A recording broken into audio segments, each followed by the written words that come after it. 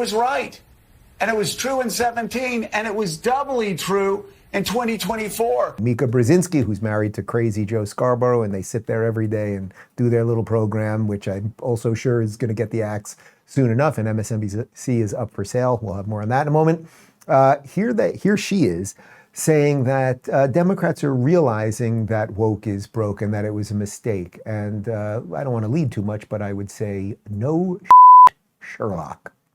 We want to get to the Maureen Dowd piece. We're going to do something a little different this morning because we're going to read the entire piece, but it's worth it. I think a lot of people have already been talking about this. We got a lot of calls about this piece, and it's an interesting message for Democrats. Maureen Dowd's piece for the New York Times entitled Democrats and the Case of Mistaken Identity Politics.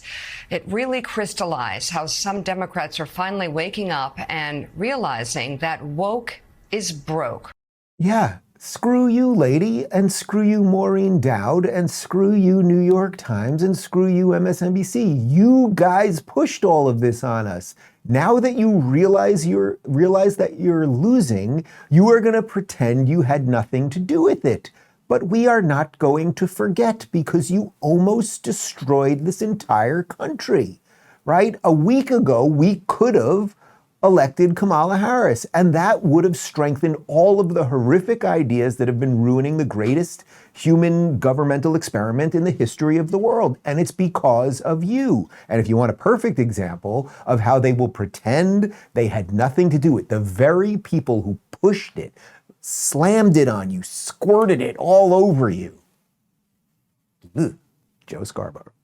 That white elitists that run the Democratic Party are far to the left of many black and Hispanic voters in the Democratic Party. And I remember a pollster for Barack Obama, I think his name was David Sachs, forgive me for, came out and had that poll in 2017, and he got absolutely hammered on Twitter.